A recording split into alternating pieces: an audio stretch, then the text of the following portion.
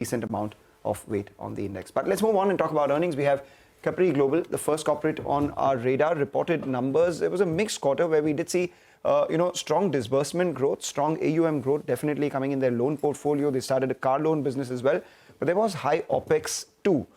We have with us the management of Capri Global joining in. Thanks a lot for joining in, sir. Just wanted your thoughts on, the outlook when it comes to AUM growth this year for gold as well as the car loan portfolio. So, thank you. I think gold loan portfolio, if we talk about, we have activated about 740 branches, which is currently operational. In last 1 year, we opened almost 2 branches per day. So you'll see that when August 2022 launch, that was the first branch we opened, and now we have about 740 branches operational. Now, gold loan portfolio, we see that there'll be a good growth looking at the overall demand and the segment and the penetration. I think we will close to about 3,000 crore rupees of AUM at the end of the year. This quarter, we closed about 2,024 crore rupees, including co-lending. And this is a very good growth. This is meeting our target, and the yield is also very good in this portfolio. If we talk about car loan is not a balance sheet item, it is a pure fee income play. So last 6 months, we did about 4,500 crore net loan lead aggregation and disbursal with our 8 partner banks. The whole year, we expect to do about 10,000 crore rupees of car loan disbursal during the year, and we expect to make a fee income about close to 250 crore rupees. Okay. All right. Mr. Sharma, hi. Welcome to the show. Just wanted to, just look at your MSME portfolio in particular. How much does it comprise of in terms of a percentage of total loans right now? How much did you manage to disperse this quarter? And what were the asset quality trends within the MSME portfolio? If you could detail how exactly that particular portfolio is doing and your outlook on it. So MSME portfolio, we have closed about 4,600 crore. MSME portfolio is compared to the previous year, it has grown about 30%. And quarter it has grown about 3.5%. MSME portfolio, which is backed by the collateral, we expect that this year we will close to 5,300 crore rupees. So there should be a growth on a yearly basis, about 25% plus growth in MSME portfolio. Okay, 25% plus growth in the MSME portfolio overall. Okay, so can you tell us, do you have any kind of fundraising plans over the next 6 to 12 months? Anything that the street can expect? No, so we have raised capital by rights issue in March, and we raised about 1440 crore rupees. Post that, our capital adequacy ratio have gone up to about 32% plus.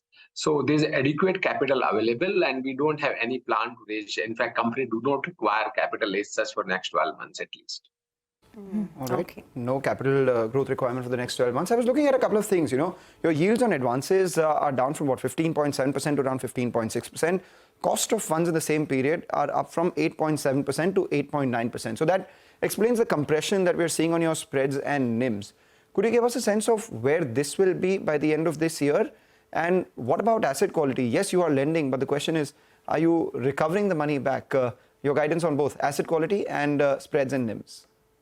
Of course. So if you talk about the NIMs and spread, the spread have come down about 20 basis bips because some of the portfolio was in the semi-fixed category where interest rate increase we are not able to pass on. As far as the new lending is concerned, we are able to pass on the entire increased cost of fund. As you know that banks have from time to time have increased their MCLR, and which has impacted our increased cost of fund. But the new lending, we are able to pass on the entire cost by maintaining the spread. At the end of the year, I think we should be able to maintain our spread, which is close to about 6.5% to 6.7% somewhat. So within that targeted spread, will continue to maintain on overall portfolio. If you talk about the asset quality, our asset quality have been remained quite stable. If you see year-on-year basis, it has been reduced by 50 basis. If you talk about previous quarter, it has asset quality GNP has gone up by 3 basis to now 1.93. while we have done the provisioning, so net NPA is still lower than the previous quarter. It has been to 1.35%.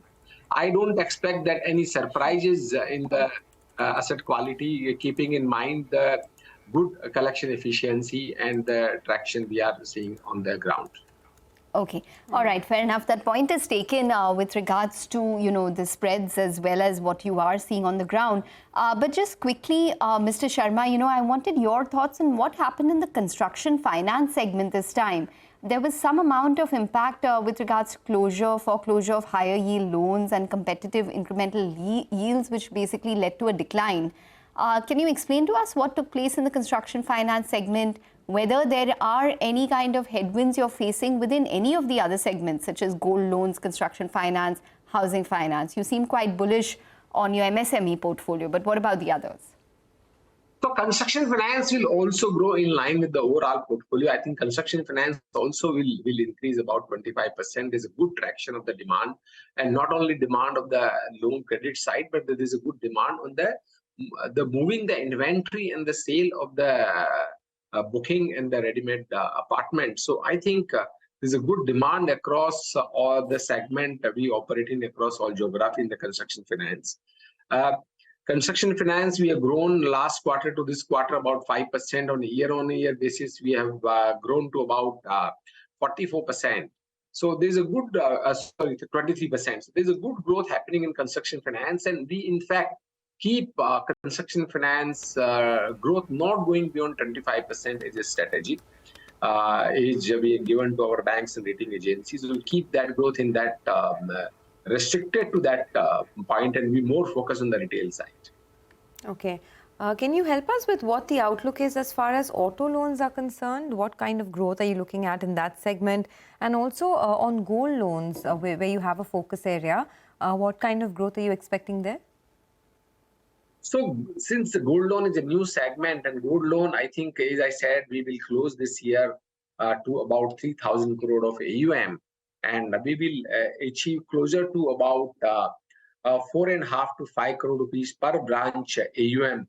And then every branch will start delivering contribution. That is what our first aim is before we move to the next phase of expansion.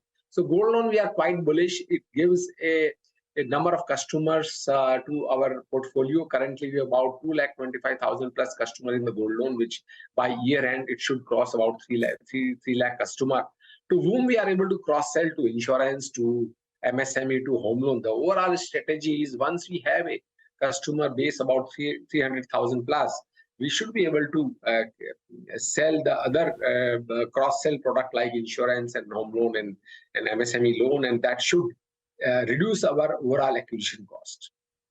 Okay, all right. So we're going to leave it on that note. Thanks very much for joining in and speaking to us.